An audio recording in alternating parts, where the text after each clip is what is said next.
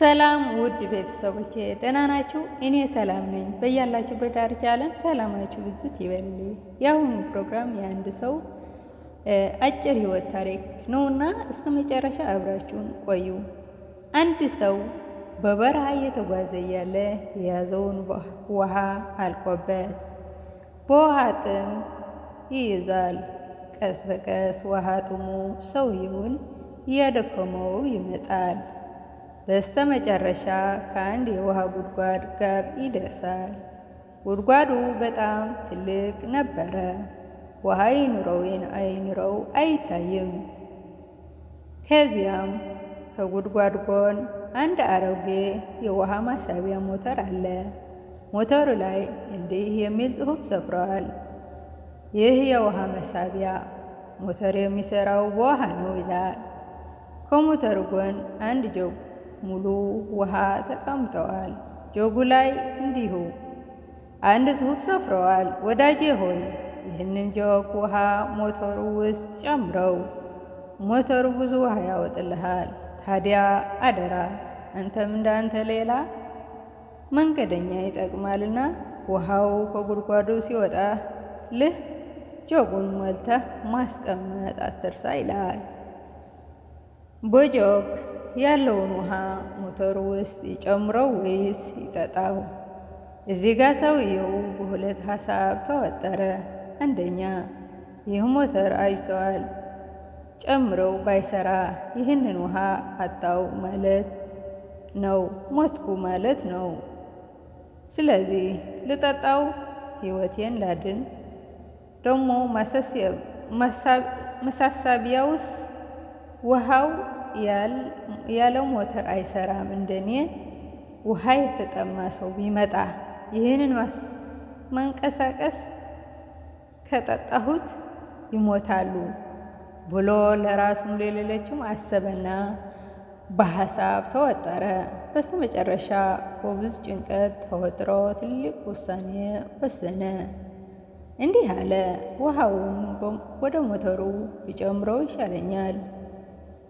ከሰራ ጥሩ፣ ካልሰራ ግን እሞታለሁ እንጂ በፍጹም ይህንን ጆግ ውሃ ጠጥቼ ሂጄ ዘላለሜን ስለዚህ ጉድጓድና ይህንን ውሃ አጥተው ስለሚሞቱ ሰዎች እያሰብኩ መኖር አልፈልግም አለ። ከዚያም የጆጉን ውሃ ወደ አረጉ ሞተር ውስጥ ጨመረውና የሞተሩን ማስነሻ ተጫነው። ሞተሩም ድምፅ እያሰማ ውሃ የማውጣት ስራውን ጀመረ። ሰውየው ተደነቀ። የሚፈልገውን ያህል ጠጣ። አካባቢውን በሙሉ በውሃ ራስ ከጠበቀው በላይ አካባቢው ሁሉ ውሃ በውሃ ሆነ። ከዚያም በተባለው መሰረት እሱም ጆጉም በውሃ ከሞላው በኋላ ጆጉ ላይ ጽሑፉ ጨመረበት። እሞንኝ በትክክል ይሰራል አለ። ሌላው ማሰብ ግን ሰው መሆን ነው። ያለህን በሙሉ ሳትሳሳት ከሰጠህ በእጥፍ ድርቡ ፈጣሪ ይሰጥሃል። ሰውየው ጆግ ውሃ ሰጥቶ አካባቢውን የማይረስ ውሃ እንደተቸገረው አንተም የምትሰጣት ጠብታ ከልብህ ከሆነ በእጥፍ ትሰጣለህ አለው። የሰውየው አጭር ህይወት ታሪክ እዚህ ነው። በጣም አስተማሪ ታሪክ ነው። በጣም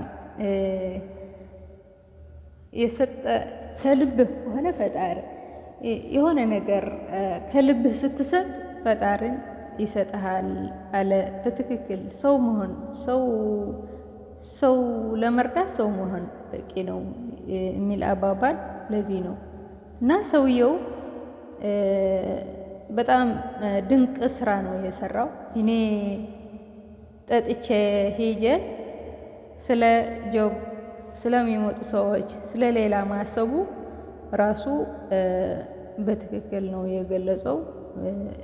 ፈጣሪ ልብ ነው የሚፈልገው እንጂ ስጦታ አይደለም። ስለዚህ ንጹህ ልብ ፈጣሪ ያድለን። የዚህ ጽሑፍ ደግሞ በጣም አስተማሪ ጽሑፍ ነው። ቃለ ሕይወት ያሰማልን። የአሁኑ ፕሮግራም የሰውየው እዚህ ነበረ። እስከ ሌላ ፕሮግራም እስከምንገናኝ ቸር ያቆያል። እናመሰግናለን።